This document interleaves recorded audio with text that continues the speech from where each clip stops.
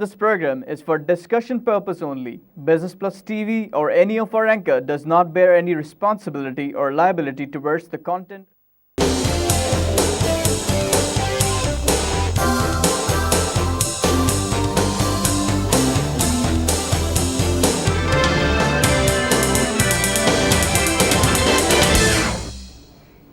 नाजरीन, welcome to the market show. मैं हूं अली नासिर। आज जिस मौजू के ऊपर हम बात करेंगे वो है जनाब PIA का माजी और PIA के माजी के अंदर जो जो हासिल की उसने ऐसी चीज़ें जो कि मुल्क के अंदर दुनिया के अंदर मुनफरिद तस्वुर की जाती हैं, वो सब उनकी मिसालें जो हैं पेश करते हैं। बहुत सी एयरलाइनों के मुतालिक हमेशा बात की जाती है कि PIA के ही लोगों ने उनको खड़ा किया। एक ज़माने में ये हमारे मुल्क की पहचान थी और वाकई में इसकी बाकमाल सर्विस से लोग मस्बत तौर पर मुतासिर हुआ करते थे। ताहम पिछले चंद सालों से हम देखते आ रहे हैं कि सर्विस तो जैसी तैसी हो गई है, हालात व मामलात भी बिगड़ते चले जा रहे हैं। कौमी एक्सचेकर के ऊपर इसका बोझ बढ़ गया है। ताहम जैसे मैंने कल के वाक़यात की भी बात की, उस पर तफसीली प्रोग्राम बहुत मरतबा कर चुके हैं। मीडिया ने अब इस मुतालिक बात करना छोड़ दी है, क्योंकि कोई भी मामला हो मीडिया शुरू में बहुत गुलगबाड़ा करता है, फिर जब मामला बिल्कुल अपने ज़ेनिथ पे पहुंच जाता है तो फिर ये कहीं इधर उधर गायब हो जाते हैं। लेकिन हम बिज़नेस प्लस में ऐसा नहीं करेंगे। हम कोशिश करेंगे मौजू को मंतकी अंजाम तक ज़रूर पहुंचाएं, और भले मामलात कितने ही पेचीदा क्यों ना हो जाएं, इस पर बात करना बड़ा लाजमी और बड़ा ज़रूरी है। आज मेरे साथ बड़े अहम मेहमान शामिल गुफ्तगू होंगे। जनाब मोहम्मद हनीफ रिंच साहब सेंट्रल चेयरमैन हैं टैप के travel agents association of Pakistan. Welcome करूंगा सर आपको show. Thank you sir, thank you, बहुत शुक्रिया सर। गुफ्तगू का आगाज़ कहाँ से करूँ? क्या इसकी रिस्ट्रक्चरिंग रिवाइवल से करूँ या उस माजी की तरफ लोगों को ले जाऊँ जिस माजी के अंदर PIA ने बड़े कमाल के काम किए थे, और फिर उन इश्तिहारों की तरफ लोगों को इस्तिलाहाती तौर पर लेकर जाऊं जो PIA के इशू हुआ करते थे, जिसमें यूरोपियाई शहरों का जिक्र होता था कि वहाँ पर PIA के साथ जाइए, यहाँ पर PIA के साथ जाइए, और उन दावतों की तस्वीर का जिक्र करूं जिनकी तमसील निगारी इस तरह से की जाती थी कि PIA का जहाज़ इस तरह का होता है कि वहाँ पर एक दावत सा माहौल होता है। मैं चाहूँगा ये मैं आप ही के सवाबदीद पर छोड़ूँ कि ये गुफ्तगू कहाँ से आगाज़ किया जाए। हाँ, अली नासिर साहब, बहुत शुक्रिया। आपने नेशनल एसोसिएशन को मदऊ किया है जी, और हमें मौका भी दिया कि हम अपनी इस पास्ट ग्लोरी का जिक्र भी करें जी। क्या हमारी एयरलाइन थी और हमने कहाँ इसको पहुँचाया। हमने बड़ा सस्ता बेच दिया अपनी एयरलाइन को अपने ज़ाती मफादात पे। अभी तक नहीं बेचा भाई, क्या बातें कर रहे हैं सर, क्योंकि ये तो ऐसी आपने लफ्ज़ इस्तेमाल किया ना, गुल कपाड़ा, ये तो ऐसे ही गुल कपाड़ा हो रहा है। एयरलाइन की तो परचे उड़ चुके हैं। 30 साल हो गए आप मुसलसल इस जस्तजू में लगे हो कि एयरलाइन को उठा लो। मेरे भाई, ये वही एयरलाइन थी। अभी मैं कुछ चीज़ें निकाल के लाया हूँ आपको मैं बताऊँ। First airline in the world to operate scheduled helicopter service, ये दुनिया की पहली एयरलाइन। कमाल है जनाब। जी sir. First Asian airline to land in Norway, सोचें, ये PIA थी। कमाल है जनाब। फर्स्ट नॉन कम्युनिस्ट एयरलाइन जिसने चाइना में ऑपरेशन शुरू किया, पहली नॉन कम्युनिस्ट एयरलाइन थी PIA। क्या बात जनाब। फर्स्ट एयरलाइन टू हमने एक साथ 777 जो है दुनिया में मुतारिफ करा है, तीनों अक़साम के 777। ये भी PIA को शर्फ जाता है। बेहतरीन बात है। फेडरल एविएशन जो FAA कहलाती है, उसने जो अमेरिकन बेस्ड है, उसने PIA को लाइसेंस दिया, परमिट दिया कि जी ये इस काबिल हैं, इनका इंजीनियरिंग डिपार्टमेंट को ये जहाज़ की सेहत को और उसको मेंटेन करने का, इनको पहले लोग थे। ये PIA के इंजीनियरिंग डिपार्टमेंट का कमाल है ये। ठीक है। First airline in South Asia to introduce auto ticketing, automated system. जी सर, साउथ एशिया में आपको पता है तमाम ममालिक आते हैं, इंडिया, मलेशिया, सिंगापुर, सारे आप पहले मुल्क हो।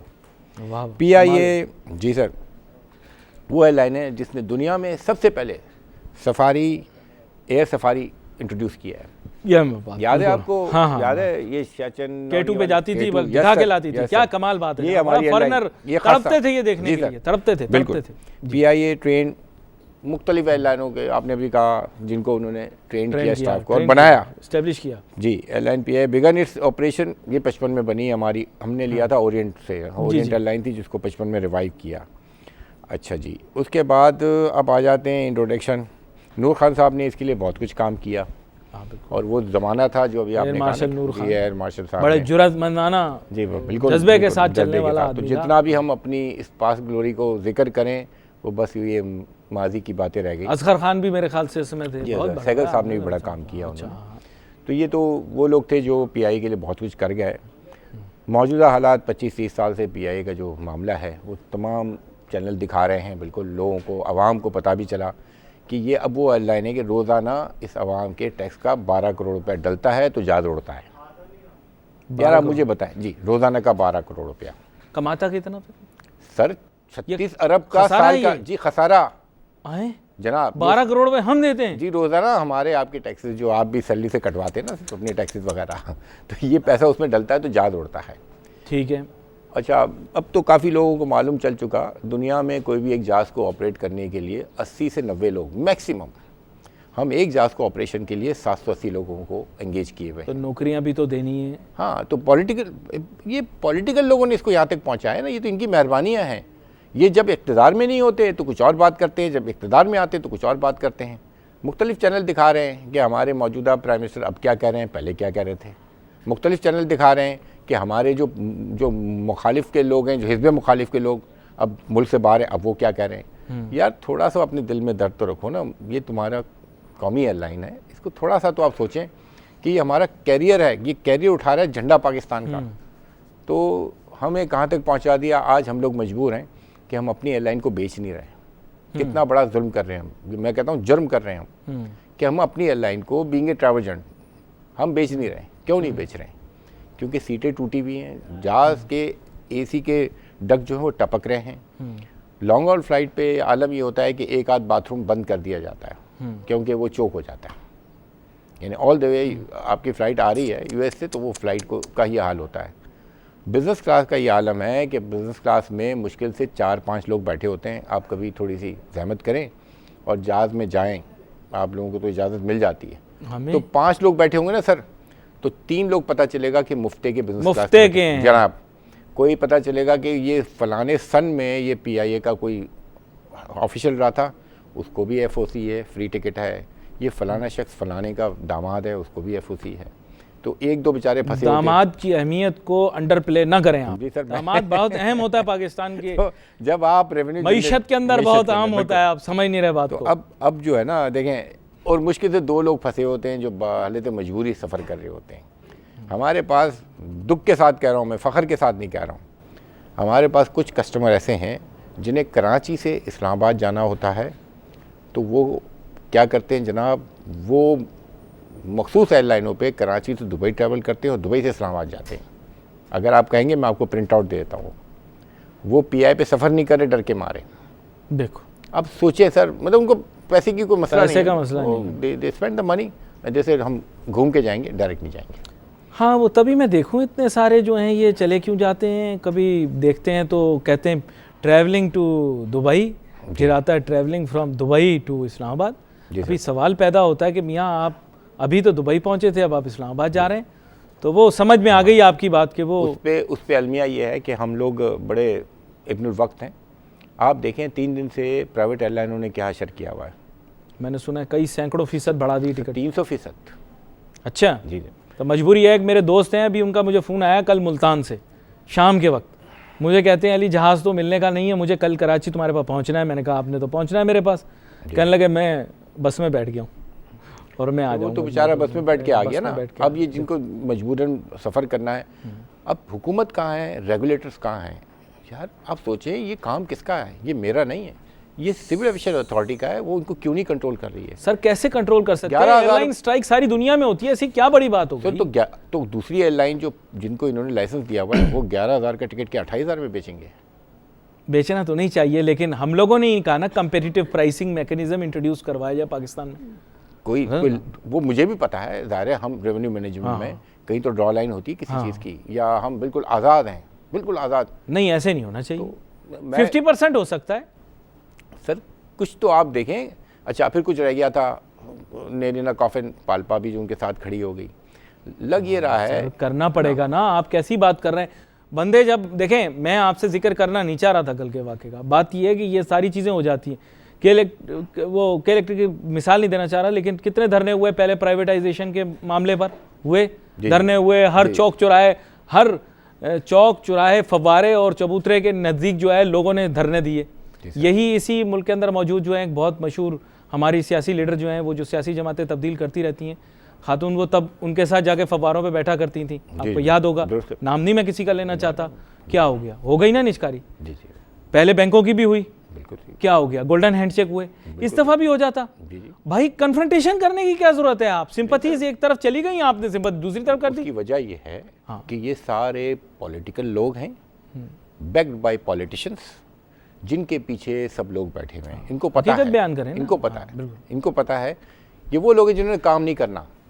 देखे ना, एयरलाइन फेल हो रही है, इतनी आप यकीन करें हमसे तो कन्फ्रंटेशन क्यों की? अब स्टेट को तो कन्फ्रंटेशन नहीं करनी चाहिए तो मेरे थी। भाई काम मुफ्त में बगैर काम की तनख्वाह मिलती है। आधे लोग तो जाते ही नहीं है, आप निकाल के रिकॉर्ड देख लें, लोग जाते ही नहीं है, सिर्फ अटेंडेंस लगती है, तनख्वाहें ले जाते हैं। मैं ये गलत तो नहीं बता रहा ना आपको। नहीं, मैं ये बात तो नहीं कर रहा, मैं तो कह रहा हूँ ठीक है, अवाम के अंदर एक बात आ गई कि पीआईए को प्राइवेटाइज कर दो, ठीक है। जी जी एक कुछ लोग उसमें न्यूट्रल हो गए, यानी इनडिफरेंट हो गए, और कुछ लोग ये कहने लगे कि हाँ भाई अच्छा है, खासतौर पे हमारी ताजिर सनतकार बिरादरी, बिजनेस, पढ़े लिखे तबके के लोग, उन्होंने कहा भाई हाँ प्राइवेटाइज होने दो इसको, जी जी कोई मसला नहीं। जी जी कल के वाक़े के बाद सिंपथीज रोल बैक हो गई, चेयरमैन पीआईए साहब खुद रिजाइन कर देते हैं। सर मैं और आप क्या कन्विंस हो रहे हैं? चेयरमैन पीआईए बोला है मैं जा रहा हूँ, बस खत्म बात। आई न्यू हिम, जाती तौर पे मैं जानता हूँ, शरीफ नस्ब शख्स है, हाँ। कारोबारी आदमी है। इस बदमाशी के माहौल में कोई भी शख्स, अगर मैं भी होता ना वहाँ पे चेयरमैन, मैं भी रिज़ाइन करके चले जाता। जिस शख्स को अब देखे चला गया ना, अब मैं आपको बताऊँ, इतनी बड़ी पोस्ट आपको दी हुई है और वो एक ड्राइवर को नहीं निकाल सकता था। आप यकीन करें कि वो एक ड्राइवर को फायर नहीं कर सकता। किसी भी इदारे में अगर आप हेड ऑफ द डिपार्टमेंट बनाते हो और उसके पास कोई इख्तियारात ना, वो क्या खाक चलाएगा? सर प्रोगेटिव बोर्ड का तो नहीं है ना, प्रोगेटिव तो सीईओ या एमडी का है। नहीं चलने देते ना साहब, यूनियन चलती है। एक आदमी को निकालते हैं, यूनियन आगे खड़ी हो जाती है। यूनियन को बैंड किया, बिल्कुल पीआईए में यूनियन नहीं होनी चाहिए। अच्छा, जब तक पीआईए नहीं खड़ी होती, पीआईए जो है ना अली साहब, हाँ। एक अच्छा आज उन्होंने लाके एक जर्मन को लगाया है, ठीक है, आपने भी सुना। उसमें कोई बुराई तो नहीं है सर, कोई बुराई नहीं है। इस मुल्क में उस जर्मन से बेहतर लोग बैठे हुए हैं। सिर्फ बात यह है कि वो अगर वो चला पाएगा उस सूरत में कि यूनियन नहीं होगी, उससे अच्छे, उससे काबिल लोग बैठे हैं। यार आप भूल गए कि पीआईए ने दुनिया की 5-6 एयरलाइनों को बनाया है। मान गए बात, मान तो गए। आज भी वो लोग हैं, पीआईए में सारे बुरे लोग नहीं हैं। हो क्या रहा है, जो डिजर्विंग है वो बेचारा वहीं खड़ा हुआ सर है। आज सपोर्टिंग सर्विसेज के अंदर, जीसीसी कंट्रीज के अंदर बात करते हैं, एयरपोर्ट पर हम उतरते हैं, जी जी एयरपोर्ट सपोर्ट सर्विसेज हों, बिल्कुल लगेज हैंडलिंग हो, जी, जी। जो कि एयरलाइन का बहुत बड़ा काम है, वहाँ तो खैर उन्होंने अलहदा दे दिया ना, लेकिन इदारा उनका अपनी मलकियत है तो उनको क्या फ़र्क पड़ता है। सही है। तो पाकिस्तानी चला रहे हैं ना। हाँ ठीक है, उसमें बांग्लादेशी सर, भी हैं वो और मिल्कियत की जो बात की ना, इसीलिए तो चल रही है ना कि वन मैन शो है।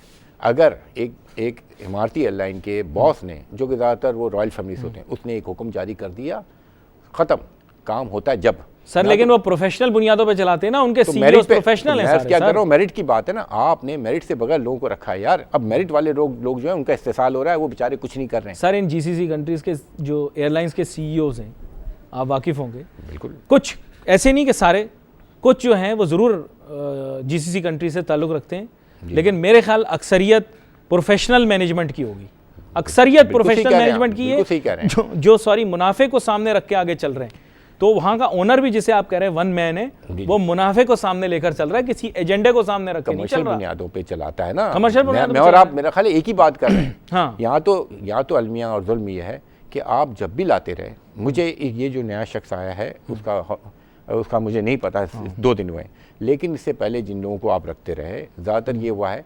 अब सर्विसेज शूज़ के मालिक को रखा गया, बहुत अच्छा आदमी था, बड़ा बिजनेसमैन था, लेकिन उसका ये सब्जेक्ट नहीं था। सर आप एविएशन के आदमियों को लाते, सर दोनों का ट्रांसपोर्ट से ताल्लुक है, सर दोनों का ट्रांसपोर्ट से ताल्लुक है। मजान आप बात कर ररहे हैं। नहीं, मैं दुनिया में हमारे मुल्क के अंदर लॉजिक इसी तरह की पेश की जाती है। सर आप क्या बात कर रहे हैं? अच्छा, इससे पहले कुछ हमारे आर्म फोर्सेस के लोगों को लगाया गया, बड़े अच्छे लोग हैं वो, लेकिन ये कारोबार मैटर अलग चीज़ है, मुल्क की सरहदें संभालना अलग चीज़ है। आप ये सिस्टर ऑर्गेनाइजेशन जो है, नहीं इसकी जो सिस्टर ऑर्गेनाइजेशन है वो आपके लोकल एयरपोर्ट्स वगैरह को हैंडलिंग का जिम्मेदारी उसके साथ से, मैं नाम आपको पता है सिविल एविएशन अथॉरिटी का।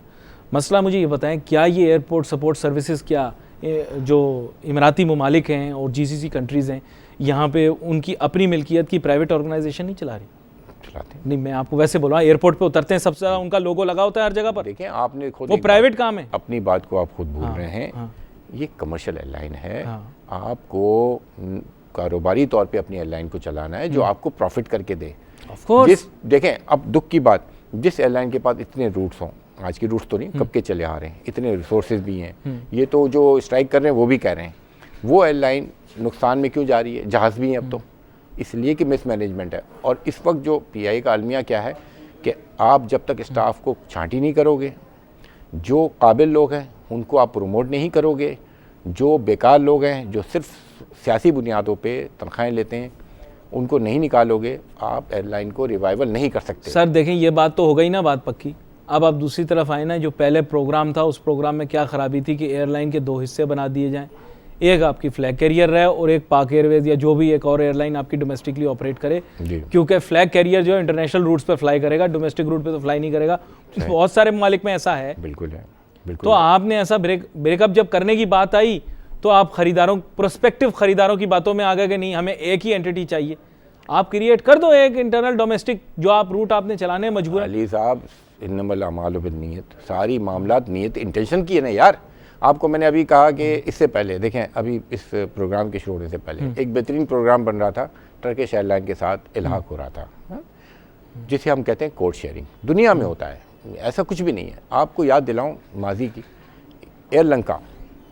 एयरलंका जब इनके यहाँ बहुत कुछ जंगें चल रही थी, इनकी पूरी एयरलाइन को एक ही दिन में धमाकों से इनके जहाज तबाह कर दिए गए और जो एयरपोर्ट पे हमला हुआ, ठीक है सर। इन्होंने क्या किया, फाइनेंशियली भी वीक थे, उनका ऑपरेशन सारा तबाह हो गया। उन्होंने एक इमारती एयरलाइन के साथ कोड शेयरिंग की, उनको अपने कुछ शेयर थोड़े से बेचे।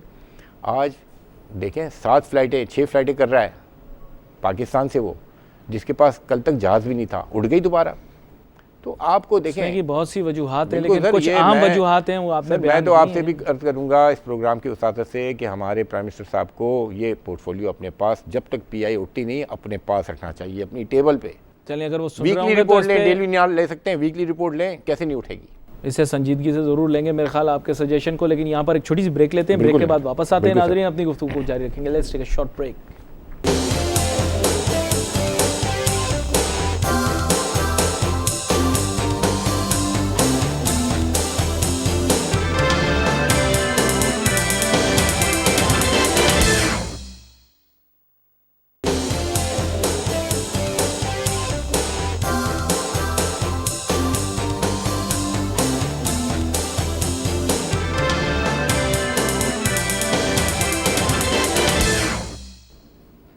नाजरीन, welcome back after the break. हमारी गुफ्तगू जारी है। बड़े संजीदा मौजू के ऊपर हम बात कर रहे हैं। कल के मौजूआत आपको पता है कि पीआईए के मुतालिक थे, आज भी हमने मौजू पीआईए के मुताबिक रखा है।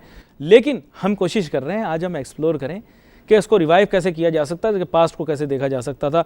हमारे साथ मौजूद हैं जनाब मोहम्मद हनीफ रिंच साहब, सेंट्रल चेयरमैन हैं टैप के। सर, एक चीज़ और आपसे पूछनी है। मेरे पास बहुत सारे जो ट्रैवल एजेंट्स हैं और साबका ट्रैवल एजेंट्स हैं, उनके बहुत सारे मैसेजेस आते हैं, फेसबुक पर पैगामात आते हैं। आप चूँकि आए हैं, मैं आपको ऐसे जाने नहीं दूंगा, पहले उनका मसला भी थोड़ा सा हल कर लें।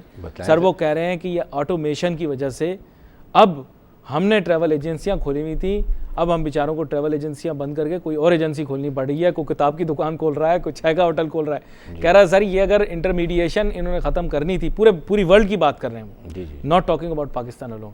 वो कह रहे हैं अब ये जो नई रजीम आई है, नया सिस्टम आया है, एयरलाइंस अब ज़्यादा बेहतर अंदाज में फैसिलिटेट कर रही हैं कस्टमर्स को, और कस्टमर्स डायरेक्टली अप्रोच कर रही हैं। और ट्रैवल एजेंट्स का काम जो है वो तकरीबन अब ख़त्म होता चला जा रहा है, सिवाय चंद के जो कि टूर ऑपरेटर की कैटेगरी में आना शुरू हो गए हैं, जो कि पूरा पैकेज डेवलप करके देते हैं या बहुत लार्ज स्केल पर काम करते हैं। नाम भी लिखे, नाम नहीं ले सकता। उन्होंने कहा सिर्फ ये लोग काम कर रहे हैं, ये लोग वीज़े भी लगवा रहे हैं, पोस्टल सर्विसेज भी रन करते हैं, ट्रांसपोर्ट कार्गो भी हैंडल करते हैं। बोले हम क्या करें, हम टिकट बनाया करते थे, बड़ी बड़ी मल्टीनेशनलों से भी कुछ पैसे कमा लेते थे, अब हमें कुछ नहीं मिलता। सर, आपके सवाल के दरमियान के ऊपर एक मैं सवाल कर, हाँ कर दे, विद योर परमिशन। वे हाँ करें। सर, मुझे एक बात बताएं, अगर आप एक 6 मंजिला बिल्डिंग बनाना चाहें और उसकी आप तशहीर करना चाहें अखबार में, तो आपको मालूम है कि आपको मुताल्लिका इदारे से अप्रूवल लेनी पड़ती है, KBCA वगैरह, ठीक? हाँ हाँ, सही है, सही। आप आए दिन अखबारात उठाते हैं, एक एयरलाइन लिखती है 40,000 रुपये कराची लंदन, आगे छोटा सा लिखा होता है प्लस टैक्सेस, हाँ ठीक है। दूसरी एयरलाइन कहती है 42,000 रुपीज़, वो भी इसी तरह का होता है। ये इश्तिहार पे कभी आपने देखा कि किसी मुताल्लिका इदारे की कोई परमिशन अप्रूवल नंबर लिखा हो? ये तो तशहीर है, इसमें क्या नहीं सर, परमिशन की जरूरत है? तो फिर रेगुलेटर पाबंदी है सर? नहीं, सो रहे ना रेगुलेटर, आप समझ नहीं रहे बात को। अगर 2 मंजिला बिल्डिंग के लिए तो आपको अप्रूवल लेनी पड़ती है, और आप इश्तिहार दे रहे हैं क्योंकि असल में जो लिखा जाता है वो होता नहीं है। आप चेक कर लें, अखबार की इश्तिहार देखें और आप उस एयरलाइन को फ़ोन करें, वो कहेगा सबसे पहले फ़ोन उठाते कहेगा आप एजेंट तो नहीं है, नहीं सर मैं खुद जाना चाहता हूँ। फिर दूसरी बात ये है, वो कहेगा इस फेयर पे, तो अब वो फेयर में तो आपके पास सीट अवेलेबल नहीं है। नहीं सर, बहुत सारे लोगों को बड़ी अच्छी डील्स मिलती हैं और चंद लोग कहते हैं कि ज़रा ट्रैवल एजेंट्स के मुताबिक ये भी बात करें कि अपना मार्जिन कम कर दें। दुनिया में रेगुलेटर्स के कुछ काम होते हैं और उसमें ज़ाहिर है उनकी अप्रूवल से आप ये इश्तिहार दे सकते हैं। ऐसा नहीं है कि जो मर्जी है आपने 40,000 लिख दिया, 1.5 लाख लिख दिया, ऐसा नहीं है। लेकिन बात यह है कि हमारे यहाँ कोई भी इदारा अपना काम पूरी तरह करने को तैयार है। डोमेस्टिक टिकट पे 100 रुपये अगर कमा रहे हैं तो कौन ट्रैवल एजेंट काम करना चाहेगा, ज़रा ये मुझे बता दें। सॉरी, डोमेस्टिक टिकट के ऊपर हर टिकट पे अगर 100 रुपया मिलेगा ट्रैवल एजेंट को, तो वो बेचारा कहाँ से काम करेगा? क्या करें बताएं आप? 100 रुपये लेता वो, ये भी हमारे प्रिंट आउट चार्जेस। सर बात ये है, आपको बताऊं, एक हमारे यहाँ एक मौजूद चल रहा है, हमें जो कंट्रोल करता है डिपार्टमेंट ऑफ टूरिस्ट सर्विस। हमने उनको कहा कि जनाब मशरूम ग्रोथ हो रही है, आपने जिन एजेंसियों को लाइसेंस जारी किया वो ठीक है, जो आ चुके हैं, और अब थोड़े अरसे के लिए इसको रोकें आप। बहुत सारे दुनिया के, देखें मिसाल के तौर पे आपके पास सेल फ़ोन आप इस्तेमाल करते हैं, यहाँ पर 5-6 कंपनियाँ हैं। अब हुकूमत पाकिस्तान को बड़ा पॉलिटिकल प्रेशर भी आता है कि जी ये सेलुलर कंपनी को आप रजिस्टर करते हैं, वो क्यों नहीं करते हैं? इसलिए कि मार्केट जो है ना इसको मुतहम्मिल नहीं है मज़ीद कंपनियों को इंट्रोड्यूस कराने की। ठीक है जी जी बिल्कुल बिल्कुल। तो अब अगर आपने जहाँ पर 1,000 लोगों को काम करना हो या एजेंसियों को, वहाँ पर आपने 4,000 या 5,000 लाइसेंस बांट दी हो जी, क्या होगा?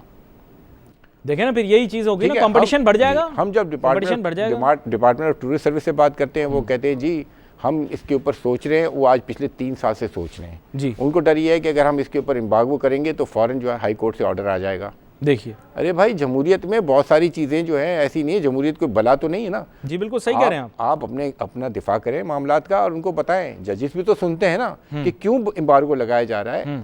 देखें रेगुलेटर होता है ना, जी जी बिल्कुल, वो रेगुलेट करता है, उसका काम है रेगुलेट करना। जी जी। अच्छा, जब हम आयाटा से बात करते हैं, वो कहते हैं जी आप जो है अपने तौर पे आपका मुल्क जो है अगर किसी को लाइसेंस देता है तो हम कैसे मना कर सकते हैं? बड़ी अहम बात है, बड़ी अहम बात है। तो जनाब हम जो है ना बिल्कुल बने में फुटबॉल इधर से उधर जा रहे हैं। ये जो मेरे दोस्त ने, मेरे भाई ने आपसे सवाल जी किया जी, मेरे ये इन सारी आप जानते भी हैं उनको, लेकिन वो मैसेज उन्होंने किया, बोला नाम नहीं लेना। बिल्कुल बिल्कुल, वो बात उनकी सही है। अच्छा, फिर एयरलाइन क्या कर रही है? कस्टमर को जो फेयर दे रही है वो एजेंट को नहीं देती। हम 40 साल से ये कारोबार कर रहे हैं। कस्टमर जो है उनके प्रायोरिटी क्लास और इकोनॉमी क्लास और गोल्डन कार्ड 10 किस्म की उनको दी हुई है फैसिलिटी, उनको एक स्पेशल फेयर अलाउ करते हैं। जी जी, वो हमें नहीं देते हैं। जी जी, तो हम क्या करें? उस एयरलाइन के साथ हम कतई ताल्लुक़ कर लें?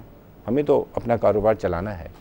तो ये जिस मेरे भाई ने कहा है बिल्कुल सही कहा है, बचेगा वही जो प्रोफेशनली काम कर रहा है। वो कह रहे हैं अब सिर्फ हज ऑपरेटर और टूर पैकेज बनाने वाले लोग कामयाब हैं, वरना नहीं। जी सर, बिल्कुल ऐसा ही है। हम तो कई प्रोग्राम में अपना रोना रो चुके हैं कि हमारी ट्रेड जो है वो ज़वाल का शिकार है बिकॉज ऑफ दीज रीजन। इस वाले रीजन की बात मैं कर रहा हूँ। दूसरी बात ये देखें, हिंदुस्तान में और भी ममालिक में, श्रीलंका की, अब हम पड़ोसी मुल्कों की बात करें, सब जगहों पे ये सारी चीज़ें होती हैं, लेकिन वहाँ पे रेगुलेट प्रॉपरली हो रहा है। हमारे यहाँ नहीं हो रहा, क्योंकि देखें एयरलाइन जो पॉलिसी बनाती है वो एक वक्त में दुनिया में नाफिज करती है, कोई हमारे पाकिस्तान के लिए थोड़ी रखी है, लेकिन वहाँ पर उनको एक बैरियर है, वो विद इन द लाइन वो काम कर सकते हैं। हमारे तो मैंने अर्ज किया ना आपको, जिसने जो करना है करे, कोई पूछने वाला नहीं है। और उससे क्या होता है, ये शिकायतें बन रही हैं। ट्रैवल एजेंट का किरदार दुनिया में कम होता जा रहा है। एयरलाइन चाहती है कि हम अपना कारोबार डायरेक्ट करें, और हो सकता है 2020 तक हम रेडिकेट हो जाए, हमारी एजेंसियां बंद हो जाएं। We don't know. सरकार अपने मसाइल से निकले तो हमारे मसाइल देखें। अभी तो हम अपनी एयरलाइन को रो रहे हैं कि यार हमारी एयरलाइन को बचा लो। आप भी वही कह रहे हैं, मैं भी वही कह रहा हूँ। और उसका हल तो जनाब इस तरह लोगों को आप बुलाएं, मेरी गुजारिश है, और आप उनसे लें मशवरा। नेशनल एसोसिएशन इतना कुछ काम कर रही है, लेकिन दुख की बात यह कि हमें किसी भी कानून साजी में शामिल नहीं किया जाता। एयरलाइन को चलाता कौन है? पॉलिटिकल लोग जो बैठे हुए हैं असेंबलियों में, उनको क्या पता? क्यों चलाएंगे सर? पीआईओ को तो वही चला रहे हैं ना। देखें, नहीं, प्रोफेशनल आदमी चलाता है सर। क्या सर बात आप मुझे बताएं, अब जो भी चेयरमैन, अभी बोर्ड हमारा कैसा है? पढ़े लिखे लोगों का बोर्ड होगा ना सर। बड़े लिखे लोग तो कितने कहाँ बैठे हैं वो आपको पता है, मैं तो नहीं कह सकता, आपको तो पता है।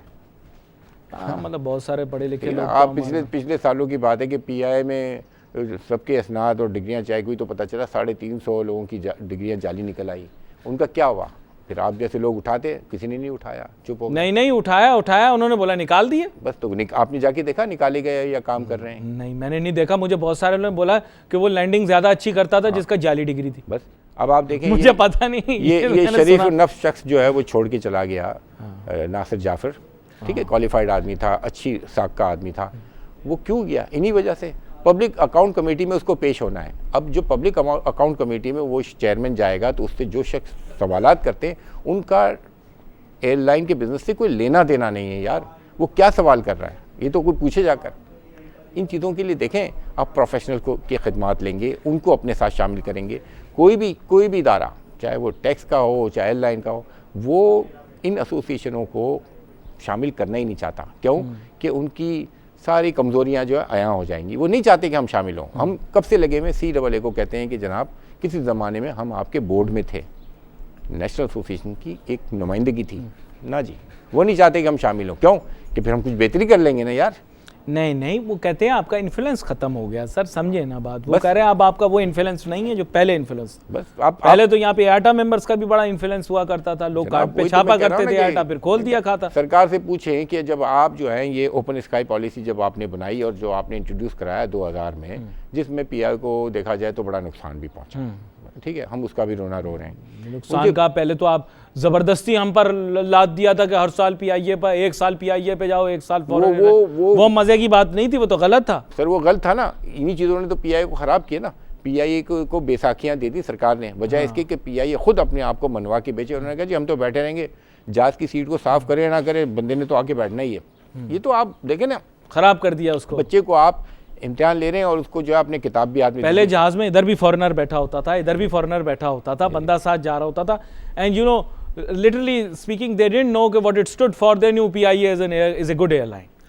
अब वो चीज नहीं रही। अगर आप एक मैं आपसे अर्ज करूं, PI के पास आज भी रूट्स हैं ना, जो वो इतने बेहतरीन रूट्स हैं, बेशक उनके पास वसाइल नहीं बचे, वसाइल ही नहीं वहाँ उड़ाने के, रूट बंद कर रहे हैं वो लोग। आज भी उनके पास प्रॉफिटेबल। इनसे पूछें कि जब आप फ्लाइटें फाइनलाइज करते हैं, नए नए स्टेशन मुतारिफ कराते हैं, कभी आपने एजेंसीज और नेशनल एसोसिएशन के लोगों को बुला के पूछा कि यार हम फलानी जगह की टोरंटो की फ़्लाइट शुरू करना चाह रहे हैं, या हम मॉन्ट्रियल जाना चाह रहे हैं, या हम फलानी फ़्लाइट को बंद करना चाह रहे हैं, तो आप क्या कहते हैं? पूछा कभी इन्होंने? नहीं। हमने बैठे बिठाए प्रॉफिटेबल रूट्स पे ही उड़ाएंगे भाई। सर आपको बड़ी अच्छा, मॉन्ट्रियल जा रहे हैं हम? जी नहीं। मैनचेस्टर जा रहे हैं? नहीं, हम टोरंटो जा रहे हैं। शिकागो जा रहे हैं? नहीं जी, नहीं जा रहे। सर ये बड़े प्राइम जबरदस्त किस्म, अलाउड तो है ना हमें?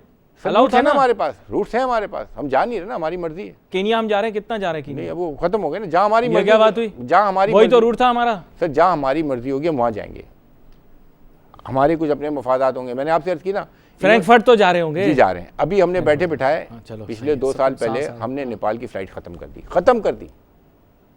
काठमांडू वाली जी खत्म कर दी। नहीं, बस नहीं, वो प्रॉफिटेबल रूट नहीं है, ये बिजनेस डिसीजन है सर। ऐसा नहीं है, प्रॉफिटेबल रूट था, ठीक है, कुछ सियासी वजह भी होती होंगी, मैं मानता हूँ, लेकिन आप शुरू करें ना।